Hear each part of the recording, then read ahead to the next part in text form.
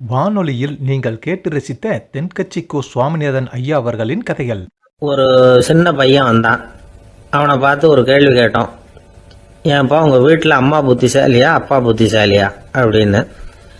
அவன் அலட்சியமாக நம்மளை பார்த்து சிரிக்கிறான். என்ன சார் இது, இந்த காலத்தில் இது கூட தெரியாமல் இருக்கிறீங்களே அப்படிங்கிறான். ஒரு சின்ன பையன் நம்மளை பார்த்து இப்படி கேட்டு விட்டானே அப்படின்னு நினைக்கிறப்போ நமக்கு ஒரு மாதிரி ஆகிடும். அதுக்கப்புறம்தான் இந்த தாத்தா பாட்டியெல்லாம் சொல்கிற ஒரு கதை ஞாபகத்துக்கு வந்தது. அது என்ன கதை தெரியுமா? ஒரு ஊரில் ஒரு அம்மாவும் பிள்ளையும் இருந்தாங்களாம். அந்த மகனுக்கு திடீர்னு தேசாந்திரம் போய் வரணும்னு ஆசை வந்துட்டுது. ஊராக போய் சுற்றி பார்க்கணுங்கிற ஆசை. அந்த அம்மாவுக்கு இது பிடிக்கல. மகனை பிரிஞ்சு இருக்கிறதுக்கு அவங்க மனசு இடம் கொடுக்கல. வேணாப்பான்னு சொல்லி பார்த்தாங்க, அவன் கேட்கல. திடீர்னு புறப்படவும் செஞ்சுட்டான். சரி, இனிமேல் அவனை தடுக்க முடியாதுன்னு முடிவு பண்ணிக்கிட்டாங்க அந்த அம்மா. இருந்தாலும் புத்திசாலித்தனமாக ஒரு யோசனை பண்ணாங்க. மகனை கிட்டத்தில் கூப்பிட்டாங்க. அவங்ககிட்ட சொன்னாங்க, இதை பாருப்பா, நீ தேசாந்திரம் போகிறதுன்னு தீர்மானம் பண்ணிவிட்ட, அதை நான் தடுக்கலை, போயிட்டு வந்துடும். ஆனால் போகிறதுக்கு முன்னாடி எனக்கு ஒரு வாக்குறுதி கொடுத்துட்டு போ அப்படின்னாங்க. போகிறப்போ ராத்திரியாக இருந்தாலும் பகலாக இருந்தாலும் சரி, புளிய மரத்து நிழலில் தான் தங்கணும்.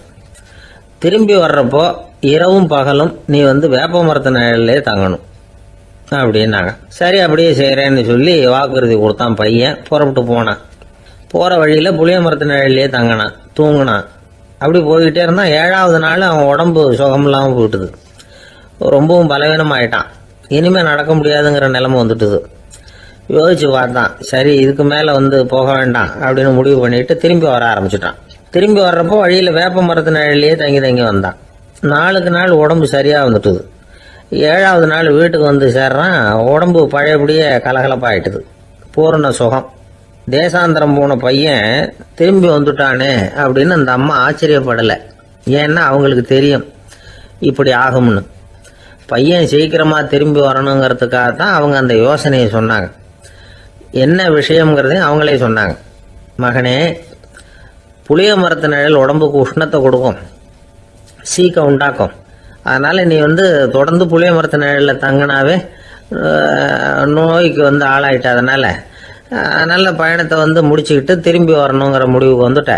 திரும்பி வர்றப்போ நீ தங்கினது வேப்ப மரத்து நிழல். அது உடம்புக்கு குளிர்ச்சியை தரக்கூடியது, நோயை தீர்க்கக்கூடியது. அதனால் சுகமாக வீட்டுக்கு சேர்ந்துட்ட. உன்னோட தேசாந்திர பயணத்தை தடுக்கிறதுக்காக தான் இப்படி பண்ணினேன் அப்படின்னாங்களாம் அந்த அம்மா.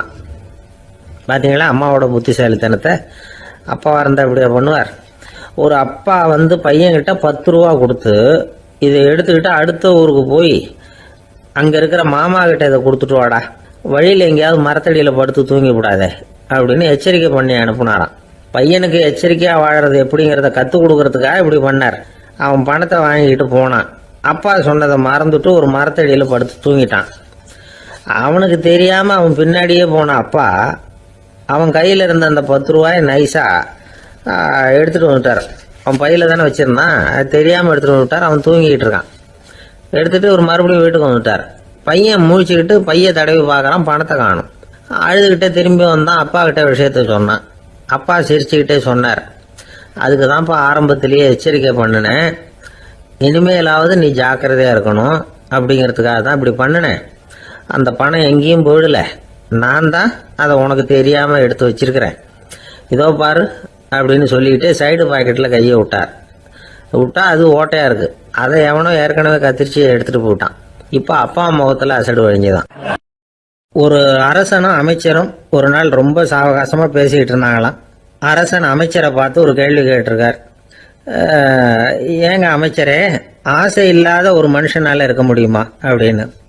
ஏன் முடியாது, துறவி அப்படிங்கிறவங்கெல்லாம் அப்படிப்பட்டவங்க தானே அப்படின்னாராம் அமைச்சர். அவங்கெல்லாம் உண்மையிலேயே ஆசையை விட்டவங்க தானே அப்படின்னு கேட்டாரா ராஜா. அப்படி தான் இருக்கணும் அப்படின்னாராம் அமைச்சர். அப்படின்னா ஆசையே இல்லாத ஒரு உண்மையான துறவியை நான் பார்க்கணுமேன்னார். அது என்ன பிரமாதம், அதுக்கு நான் ஏற்பாடு பண்ணுறேன் அப்படின்னு விட்டார் இவர். சொல்லிவிட்டு உடனே புறப்பட்டு போனார். அங்கே எங்கே தேடினார். அப்புறம் தான் அவருக்கு புரிஞ்சுது உண்மை துறவியை கண்டுபிடிக்கிறது எவ்வளவு கஷ்டமான காரியம்னு. இருந்தாலும் ராஜா கிட்ட சொல்லியாச்சே, உண்மை துறவியை காட்டுறேன்னு. இப்போ என்ன பண்ணுறது? ராஜா கிட்ட சொன்னபடி நடக்கலைன்னா அவருக்கு கோபம் வந்துடும். அமைச்சர் ஒரு யோசனை பண்ணார். அவருக்கு ஒரு வழி தெரிஞ்சுது. அதுதான் சரின்னு முடிவு பண்ணார். அதாவது அந்த ஊரில் அவருக்கு தெரிஞ்ச நாடக நடிகர் ஒருத்தர் இருக்கிறார், நல்லா நடிப்பார். அவரை போய் பார்த்தார். இதை பாருப்பா, எனக்காக நீ ஒரு காரியம் செய்யணும்னார். என்னன்னு கேட்டார் அவர். நீ ஒரு துறவி மாதிரி கொஞ்ச நேரத்துக்கு நடிக்கணும். ராஜா வந்து உன்னை பார்த்துட்டு போகிற வரைக்கும் நடி, அது போதும். அதுக்காக உனக்கு 10,000 ரூபா தரேன் அப்படின்னார். அவர் எந்த காலத்தில் இவ்வளவு பணத்தை மொத்தமாக பார்த்துருக்கார். அதனால் உடனே சரின்னு ஒத்துக்கிட்டார். அமைச்சர் வந்து அரண்மனைக்கு திரும்பி வந்தார். என்ன அமைச்சரே, இன்னுமா ஒரு உண்மையான துறவி கிடைக்கலன்னார். உண்மையான துறவி ஒருத்தரை இப்போ தான் கொஞ்ச நேரத்துக்கு முன்னாடி பார்த்து பேசிவிட்டு வர்றேன். அவர் நம்ம ஊருக்கு வெளியில் குளத்தங்கரையில் உள்ள ஒரு ஆலமரத்துக்கு அடியில் உட்காந்துருக்கிறார் அப்படின்னார் இவர். அப்படின்னா உடனே புறப்படுங்க அப்படின்னார் ராஜா. பரிவாரங்களோடு புறப்பட்டார். அங்கே அந்த மரத்தடியில் அந்த ஆள் வேஷம் போட்டுக்கிட்டு துறவி மாதிரி உட்காந்துருக்கிறான். ராஜா நேராக போனார். அந்த துறவி காலில் பொத்துன்னு விழுந்து வணங்கினார். உடனே ராணி அவர் காலில் விழுந்தாங்க. அடுத்தபடியாக அமைச்சர் விழுந்தார். அவருக்கு தெரியும் இது நம்ம ஆள் தான்னு.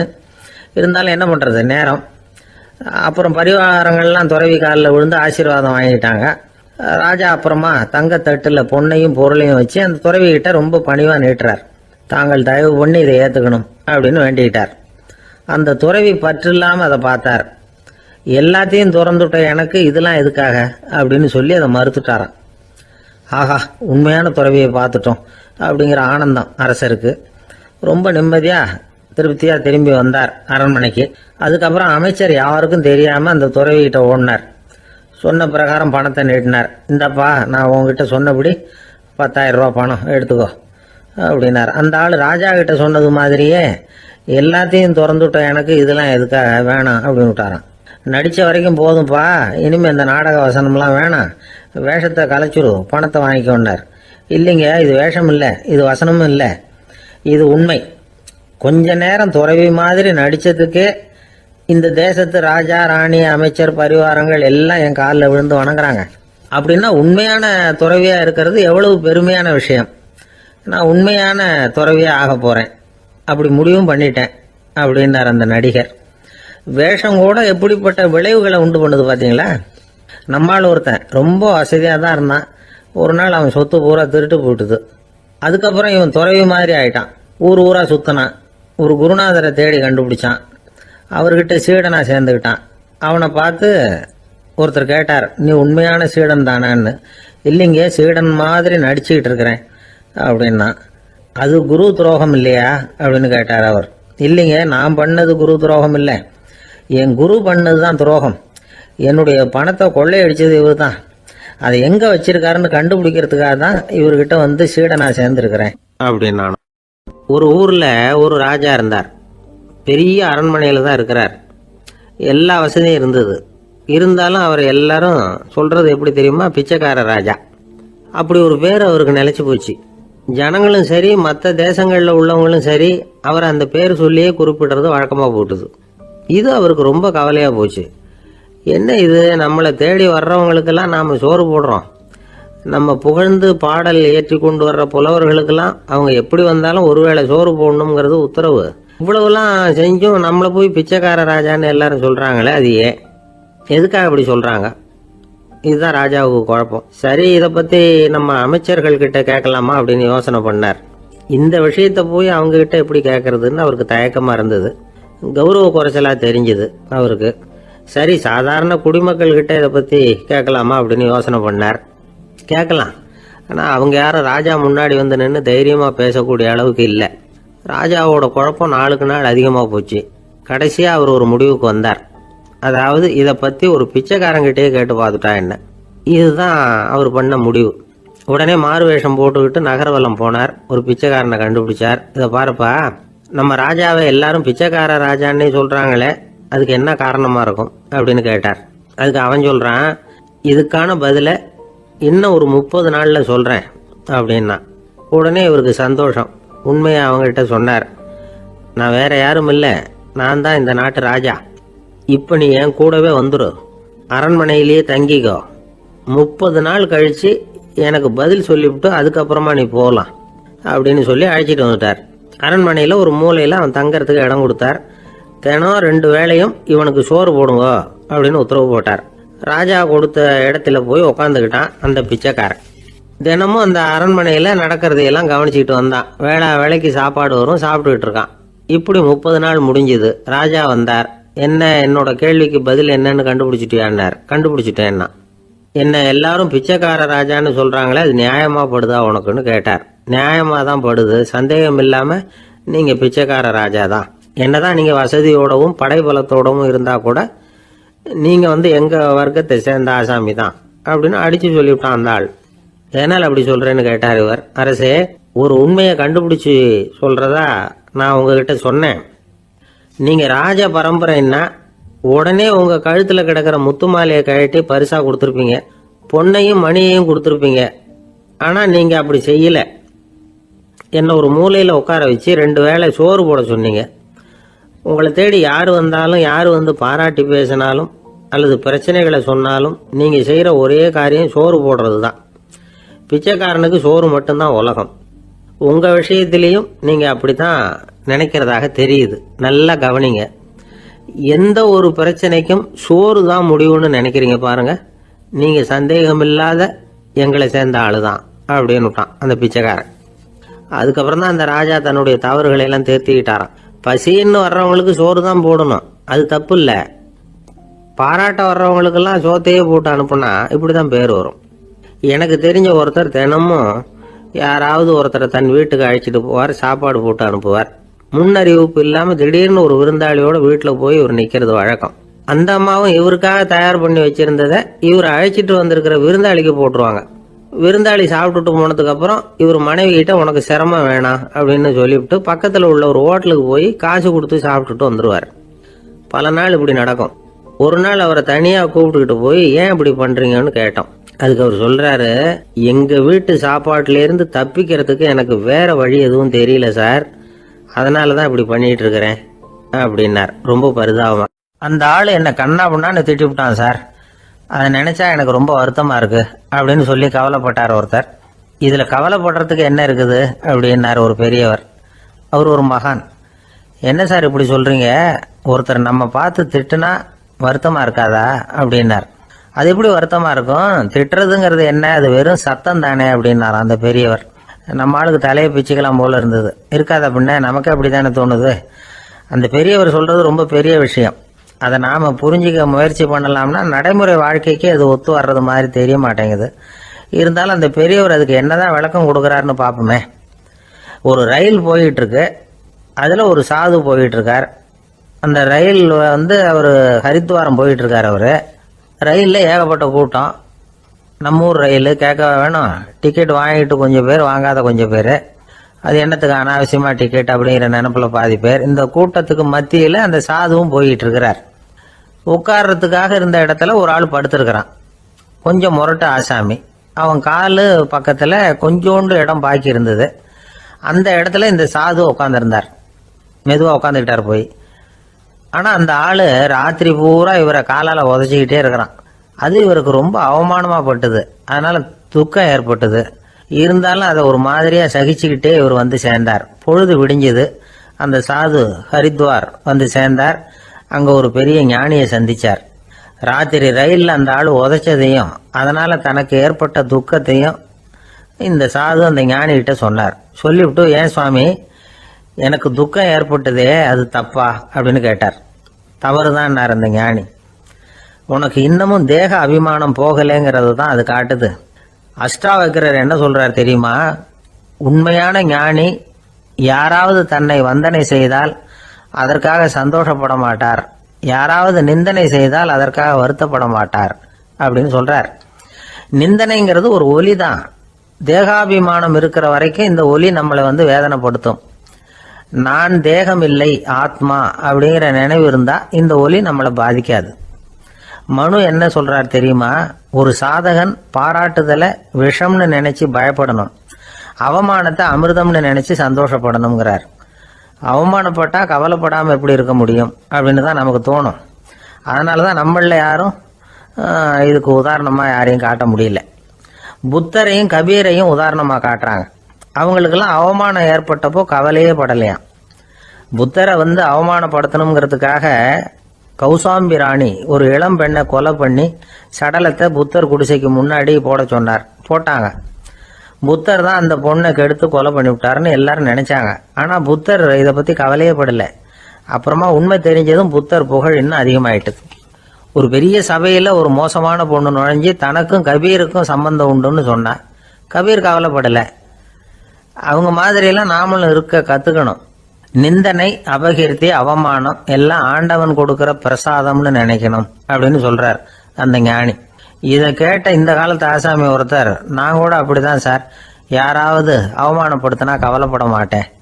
நேத்து கூட ஒருத்தர் என்ன பலார்னு அரைஞ்சுட்டார், நான் கொஞ்சம் கூட கவலைப்படலை, பேசாம வந்துட்டேன்னார். ஏன் அப்படி வந்துட்டீங்க அப்படின்னு. அவர் அரைஞ்சதுலேயும் ஒரு அர்த்தம் இருந்தது, அதனால தான் அப்படி வந்துட்டேன்னார். ஏன் அரைஞ்சாருன்னு கேட்டேன். 10 வருஷத்துக்கு முன்னாடி 15 ரூபா அவர்கிட்ட கடன் வாங்கினேன், அதை கேட்டு கேட்டு பார்த்துட்டு கடைசியாக தான் அரைஞ்சார் அப்படின்னார். ஆண்டவனுடைய பிரசாதம் இவருக்கு அடிக்கடி கிடைக்கும் போல இருக்கு. ஒரு ஆள் இருந்தான், நிறைய பணம் சம்பாதிச்சான், ஆனால் செலவு பண்ண மனசு வரல, கருமி. அவன் என்ன பண்ணா, சேர்த்த பணம் பூராவையும் ஒரு மரத்தடியில் புதைச்சி வச்சிருந்தான். வாரத்துக்கு ஒரு தடவை அந்த மரத்தடிக்கு வருவான், புதைச்ச இடத்த ஆவலோட பார்த்துக்கிட்டு இருப்பான், அதுக்கப்புறம் போயிடுவான். அவ்வளவுதான். ஒரு நாள் ஒரு திருடன் வந்தான், இவன் புதைச்சி வச்சிருந்ததெல்லாம் எடுத்துட்டு போட்டான். இது தெரிஞ்சு போச்சு. அந்த கருமி புலம்ப ஆரம்பிச்சிட்டான். இவன் புலம்பலை கேட்டதும் அக்கம் பக்கத்தில் இருந்தவங்க எல்லாம் ஓடி வந்தாங்க. என்ன விஷயம்னு விசாரிச்சாங்க. இவன் சொன்னான். ஒரு பெரியவர் கேட்டார், ஏப்பா வாரம் வந்து இந்த இடத்த பார்க்கறதாக சொன்னியே, எப்போவாவது இதில் இருக்கிற பணத்தை எடுத்து செலவு பண்ணியிருக்கியா அப்படின்னு கேட்டார். நான் அப்பப்போ வந்து அதை பார்க்கறது தான் வழக்கம், அதை தொட்டதே இல்லைன்னு அவன். சரி அப்படின்னா இப்போவும் நீ அதே மாதிரி வாரம் ஒரு தடவை வந்து இந்த இடத்த பார்த்துட்டு போகலாமே அப்படின்னாராம் அந்த பெரியவர். அதுவும் சரிதானே, எவ்வளவு காலமானாலும் அவன் அந்த பணத்தை எடுத்து செலவு பண்ண போறதில்ல. அப்படி இருக்கிறப்ப உள்ளே பணம் இருந்தாலும் ஒன்று தான், இல்லாமல் போனாலும் ஒன்று தான். இதிலிருந்து என்ன புரியுதுன்னா, ஒருத்தர்கிட்ட இருக்கிற பணத்தை கொண்டு அவர் பணக்காரரா ஏழையா அப்படின்னு முடிவு செய்யறது சரியில்லை. அந்த செல்வத்தை அனுபவிக்கிற திறன், பயன்படுத்துகிற திறன், அதை வச்சு தான் அவர் ஏழையா பணக்காரரா அப்படிங்கிறத நிர்ணயம் பண்ணணும். அதுதான் சரி. செலவு பண்ண தெரியாதவன் சேகரம் பண்ணிகிட்டே இருக்கிறதுனால என்ன பிரயோஜனம்? தலைமுடியே இல்லாதவன் தாராளமாக சீப்புகளை வாங்கி சேகரம் பண்ணுறது மாதிரி தானே இது. சில சமயம் செலவு பண்ண நாம தயாராக இருந்தால் கூட அந்த செல்வம் நமக்கு பயன்படுறதில்ல. அரேபியாவில் ஒரு நகை வியாபாரி விலை உயர்ந்த முத்துக்களை எல்லாம் அவர் வச்சு வியாபாரம் பண்ணிட்டு இருந்தார். அவர் ஒரு சமயம் ஒரு பாலைவனம் வழியா போயிட்டு இருக்கிறார் ஒட்டகத்துல. அப்போ திடீர்னு கடுமையான புயல் வீச ஆரம்பிச்சுட்டுது. திசை தவறி இவர் எங்கேயோ வந்துட்டார். கூட வந்தவங்களையும் காணல, எங்க போனாங்களோ தெரியல. இவர் ரொம்ப பயந்து போய் அங்கேயும் எங்கேயுமா அலைஞ்சு திரியிறார். வழியே தெரியல, பசி கடுமையாயிட்டுது. ஒட்டகத்து முதுகுல ஒரு மூட்டை இருந்தது, அதை பிரிச்சு பார்த்தார். உள்ள ஏதாவது இருக்கான்னு தேடி பார்க்கறார். அது வரைக்கும் கண்ணில் தட்டுப்படாத அபூர்வமான ஒரு பை கண்ணில் பட்டுது. ஆஹா, அதில் ஏதாவது சாப்பிட்றதுக்கு இருக்கும் அப்படின்னு நினச்சி ஆவலாக அதை பிரித்து பார்க்குறார். அந்த பையில் விலை உயர்ந்த முத்துக்கள் நிறைய இருந்துதான். அப்போ தான் அவர் நினைச்சாராம், விலை உயர்ந்த முத்துக்கள் கூட சாப்பிட்றதுக்கு உணவாக முடியாது அப்படிங்கிறத புரிஞ்சுக்கிட்டாராம். எந்த நேரத்தில் எது நமக்கு தேவையோ அது நமக்கு தாராளமாக கிடைக்கணும். அப்படி அது கிடைக்கிறதுக்கு நம்மகிட்ட இருக்கிற செல்வம் பயன்படணும்.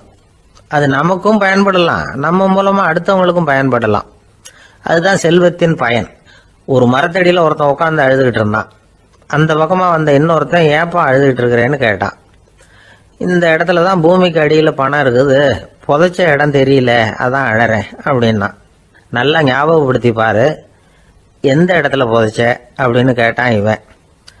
அது எப்படி எனக்கு தெரியும், புதைச்சி வச்சிருக்கிறவன் நான் இல்லையே, எங்க எழுத்த வீட்டுக்காரன் அப்படின்னானா இவன். அம்மாக்காரங்களுக்கு அடிக்கடி ஏற்படுற கவலை ஒன்று உண்டு. அதாவது குழந்தை சரியா சாப்பிட மாட்டேங்குதே அப்படிங்கிற கவலை. இவங்கெல்லாம் ஒரு விஷயத்த நல்லா புரிஞ்சுக்கணும். குழந்தைகள்ங்கிறவங்க பெரியவங்க மாதிரி இல்லை.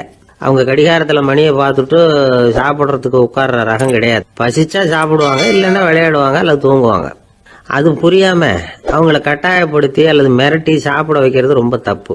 ஒரு 8 மாச குழந்தைக்கு 3 மணி நேரத்துக்கு ஒரு தடவை பசிக்கும். அந்த நேரம் பார்த்து சாப்பாடு கொடுத்தா அடம் பண்ணாம அது பாட்டுக்கு சாப்பிட்றோம்.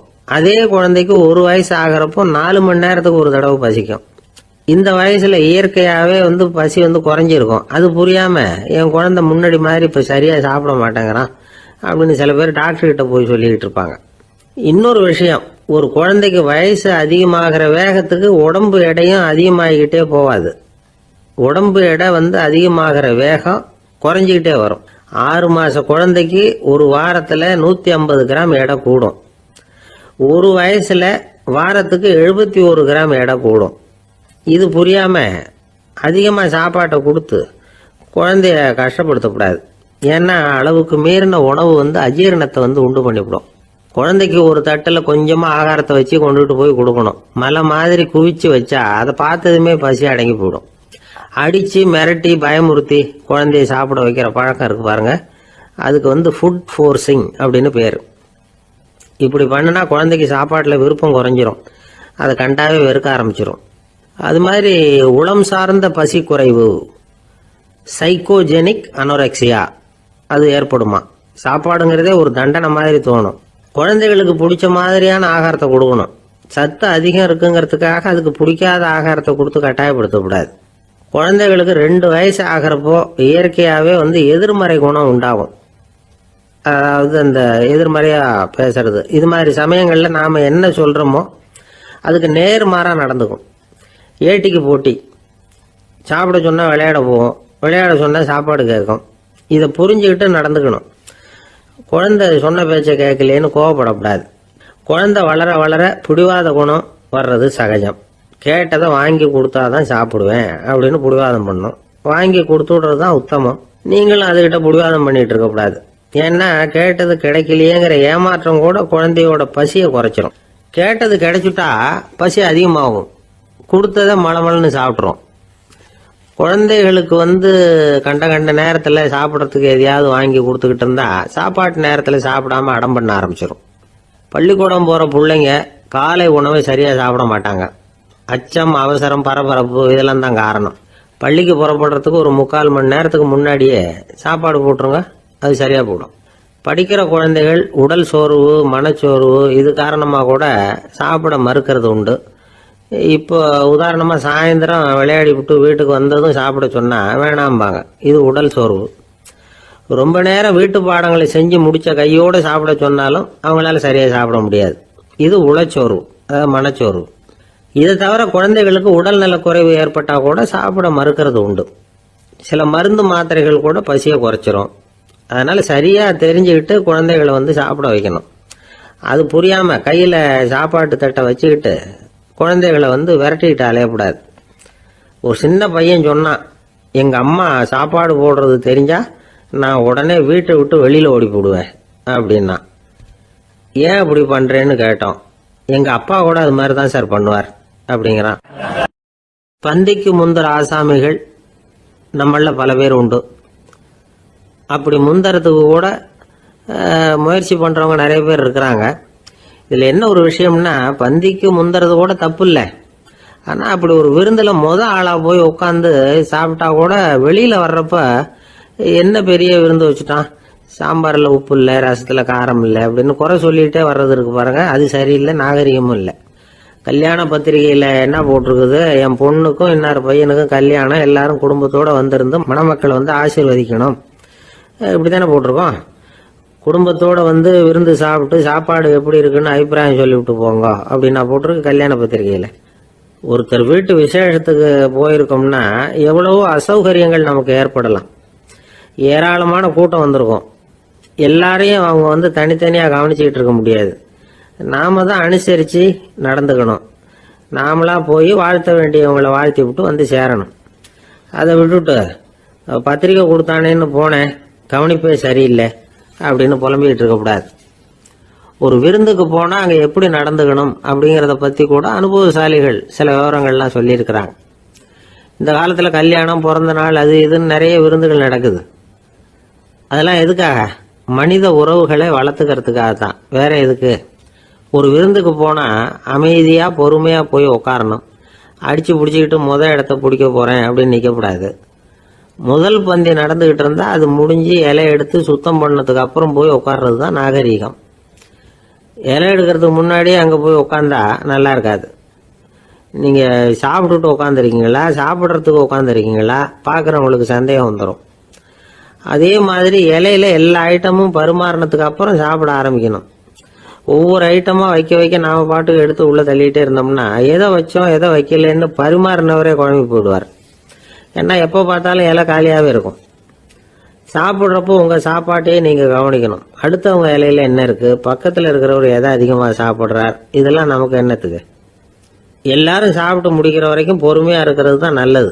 நீங்கள் மட்டும் திடீர்னு பாதியில் எழுந்திரிச்சு பக்கத்தில் இருக்கிறவங்களுக்கு சங்கடமாக இருக்குமேங்கிறதெல்லாம் யோசிக்காமல் நீங்கள் பாட்டு எழுந்திரிச்சு போகக்கூடாது. பக்கத்தில் உள்ளவங்க உங்களை எழுந்திரிக்க சொன்னால் எழுந்திரிச்சு போகலாம். விருந்துகளில் சாப்பாட்டை வீணாக்கிறதே ஒரு நாகரிகமாக போட்டுது இந்த காலத்தில். சாப்பாட்டுக்கே கஷ்டப்பட்டுக்கிட்டு பல பேர் இந்த உலகத்தில் இருக்கிறப்போ சாப்பாட்டை வீணாக்கிறது எவ்வளோ பெரிய மோசங்கிறத நினச்சி பார்க்கணும். வேணுங்கிற அளவுக்கு கேட்டு வாங்கி சாப்பிட்றது தான் முறை. விருந்தில் இந்த பஃபே அப்படின்னு சொல்லி ஒரு முறை சொல்கிறாங்கல்ல, அதாவது உணவு வகைகளையெல்லாம் பொதுவாக ஒரு இடத்துல வச்சுடுறது, நமக்கு தேவையானதை நாமே எடுத்துட்டு ஒரு தட்டில் போட்டுக்கிட்டு சாப்பிட வேண்டியது. இதில் கூட சில பேர் தேவைக்கு அதிகமாக எடுத்து போட்டுக்கிட்டு வீணாக்குறாங்க. சில சமயம் கடைசியாக சாப்பிட போகிறவங்களுக்கு எல்லா ஐட்டமும் கிடைக்காம போகலாம். அதை போய் பெருசு பண்ணிகிட்டு இருக்கக்கூடாது. என்ன சார் இந்த அளவுக்கு கூடவா நாகரிகம் தெரியாமல் இருக்கிறோம், இதை போய் பெருசாக சொல்ல வந்துட்டீங்களே அப்படின்னு நினைக்கலாம். ஒருத்தர் 2 பேருக்கு இந்த விவரம் தேவைப்படலாம். அவங்க காதலையும் இது விழட்டுமேங்கிறதுக்காக தான் இது. ஒரு பெரிய கல்யாண விருந்து நடந்துக்கிட்டு இருந்தது.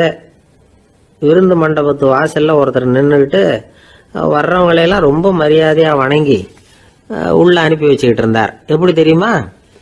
வர்றவங்க கையெல்லாம் பிடிச்சி முத்தம் கொடுத்து அதுக்கப்புறம் உள்ளே அனுப்பி வச்சுக்கிட்டு இருந்தாராம். கூட்டம்லாம் முடிஞ்சதுக்கப்புறம் அவர்கிட்ட போய் கேட்டிருக்கிறாங்க, சார் நானும் எவ்வளவோ விருந்துகளுக்கு போயிருக்கிறேன், இருந்தாலும் இவ்வளவு மரியாதையாக வர்றவங்க கைக்கெல்லாம் முத்தம் கொடுத்து வரவேற்கிறத இங்கே தான் பார்க்குறேன் அப்படின்னு சொன்னாங்க. அதுக்கு அவர் சொன்னார், அட போங்க சார், நான் முத்தம் கொடுக்கல, முந்தின பந்திக்கு சாப்பிட்டவங்களே அடுத்த பந்திக்கும் வர்றாங்களான்னு மோந்து பார்த்து அனுப்பி வச்சுக்கிட்டு இருந்தேன் அப்படின்னார். ஒரு பல்கலைக்கழகம், அங்கே ஒரு இலக்கிய பேராசிரியர், அவர் பாடம் நடத்திக்கிட்டு இருந்தார். ராபர்ட் ப்ரௌனிங் எழுதிய கவிதைகளை பற்றி சொல்லிகிட்டு இருக்கிறார். மாணவர்களும் ரொம்ப அக்கறையாக அதை கேட்டுக்கிட்டு இருக்கிறாங்க. ஒரு குறிப்பிட்ட கவிதையை பற்றி சொல்லும் பொழுது அந்த பேராசிரியருக்கே ஒரு சந்தேகம். அதாவது அந்த கவிதையின் சரியான அர்த்தம் என்னங்கிறதுல சந்தேகம். பேராசிரியர் யோசனை பண்ணார். அந்த கவிதையை முழுசாக புரிஞ்சிக்க முடியல. அதனால் மாணவர்களை பார்த்து சொன்னார், மாணவர்களே ஒரு நாள் பொறுத்துங்க, இந்த கவிதையை எழுதின கவிஞர் எங்கள் வீட்டுக்கு பக்கத்தில் தான் இருக்கிறார். இன்னைக்கு சாயந்தரம் நான் அவரை நேரிலேயே போய் பார்க்குறேன், பார்த்து இதுக்கு என்னங்க அர்த்தம்னு கேட்டுட்டு வந்துடுறேன், அதுக்கப்புறம் உங்ககிட்ட சொல்கிறேன் அப்படின்னாராம். அன்னைக்கு சாயந்தரமே அந்த பேராசிரியர் கவிஞரை தேடிக்கிட்டு போயிட்டார். கவிஞர் அவங்க வீட்டில் அவர் பாட்டு உட்காந்துருந்தாராம். இவர் போய் அவர் முன்னாடி உட்காந்தார். அப்புறம் கேட்டார், ஐயா அந்த கவிதையின் முழு பொருள் என்னன்னு தெரிஞ்சுட்டு போகிறதுக்காக வந்திருக்கிறேன் அப்படின்னாராம். எந்த கவிதை அப்படின்னாராம் அவர். இவர் அந்த கவிதையை சொல்லியிருக்கார். கவிஞர் கொஞ்சம் யோசனை பண்ணிவிட்டு அப்புறம் சொன்னாராம், பேராசிரியரே நீங்கள் கொஞ்சம் தாமதமாக வந்துட்டீங்கன்னாராம். இவருக்கு ஒன்றும் புரியல. நீங்கள் என்ன சொல்கிறீங்க, நான் தாமதமாக வந்துட்டேன்னா? நீங்கள் தான் உயிரோடு இருக்கிறீங்களே, அப்படி இருக்கும்பொழுது நான் தாமதமாக வந்துட்டேன்னா அது எப்படி அப்படின்னு இவர் குழம்பி இருக்கிறார். இப்போ கவிஞர் சொன்னாராம், ஐயா நான் உயிரோடு இருக்கிறேன்னா இல்லையாங்கிறது முக்கியம் இல்லை, நான் அந்த கவிதை வரிகளை எழுதினப்போ 2 பேருக்கு அதோட அர்த்தம் தெரிஞ்சிருந்தது, இப்போ ஒரே ஒருத்தருக்கு தான் அதோட அர்த்தம் தெரியும் அப்படின்னாராம். பேராசிரியர் யோசனை பண்ணியிருக்கார். அப்படின்னா அந்த ஒருத்தர் கவிஞர் ராபர்ட் ப்ரௌனிங்கை தவிர வேற யாரா இருக்க முடியும்? இவர் தான் அப்படிங்கிறத அவர் மனசில் நினச்சிக்கிட்டார். அதனால சொன்னார், ஐயா நான் தாமதமாக வரல, அந்த கவிதையின் பொருள் என்ன அது சொல்லுங்கன்னார். பேராசிரியரே நான் சொல்றது உங்களுக்கு புரியலன்னு நினைக்கிறேன். நான் இந்த வரிகளை எழுதினப்போ 2 பேருக்கு அதோட அர்த்தம் தெரிஞ்சிருந்தது. அந்த 2 பேர் யாருன்னா, ஒருத்தர் ராபர்ட் ப்ரௌனிங், அதாவது நான், இன்னொருத்தர் கடவுள். இப்போ அது கடவுளுக்கு மட்டும்தான் தெரியும். நானே இதை பற்றி பல தடவை யோசனை பண்ணி பார்த்தேன். இது ரொம்ப அழகானது, ஆனாலும் ரொம்ப வழுக்கலானது. அதை பிடிச்சிட்டோம்னு நினச்சிக்கிட்டு இருக்கும் பொழுதே காற்று மாதிரி அது உங்ககிட்ட இருந்து ஓடி போயிடுது. எனக்கு ரொம்பவும் வருத்தமாக தான் இருக்குது. நிச்சயமாக நான் தான் இந்த வரிகளை எழுதியிருக்கிறேன், அதில் அர்த்தம் இருக்குங்கிறது எனக்கு தெரியும், அதை நான் உணர்றேன். ஆனால் நீங்கள் என்னை மன்னிக்கணும், எனக்கே கூட அதை என்னால் விளக்க முடியல. அப்படி இருக்கும் பொழுது உங்களுக்கு எப்படி அதை நான் விளக்க முடியும் அப்படின்னாரா அந்த கவிஞர். அனுபவிக்கப்படக்கூடிய எல்லாமே விளக்கப்படக்கூடிய ஒன்றல்ல, விளக்கப்படும் எல்லாமே அனுபவிக்கப்படக்கூடிய ஒன்றல்ல அப்படிங்கிறது ஞானிகளுடைய கருத்து. அதுக்காக தான் அந்த சம்பவம். வாழ்க்கையில் நீங்கள் தொடர்ந்து ஆய்வு செய்து கொண்டே இருக்கக்கூடிய விளக்கங்களை ஒருபோதும் அடைய முடியாத பரிமாணங்கள் இருக்கிறதுனால தான் அது அலுப்பு தட்டாமல் இருக்குது. உங்களால் நிறைய அனுபவிக்க முடியும். இருந்தாலும் நீங்கள் அனுபவித்து அறிந்த விஷயங்கள் கூட வார்த்தைகளால் விளக்கப்பட முடிவதில்லை அப்படிங்கிறது பெரியோர் சிந்தனை. இதெல்லாம் ஒரு பக்கம் இருக்கட்டும். நமக்கு தெரிஞ்ச பேராசிரியர் ஒருத்தர் 1 மணி நேரம் ரொம்ப விவரமாக வகுப்பு எடுத்தார். கடைசியாக சொன்னார், மாணவர்களே, ரொம்பவும் எளிமையாக விளக்கமாக எல்லா விவரமும் சொல்லியிருக்கிறேன். அதனால் இதில் உங்களுக்கு சந்தேகம் வர்றதுக்கு வாய்ப்பே இல்லை. இருந்தாலும் கேட்க வேண்டிய கடமை கேட்குறேன். இது வரைக்கும் நடத்தினதில் யாருக்காவது ஏதாவது சந்தேகம் உண்டா அப்படின்னு கேட்டாராம். எனக்கு ஒரே ஒரு சந்தேகம்தான் சார் அப்படின்னு எழுந்திரிச்சு நிற்கிறான் ஒருத்தன்.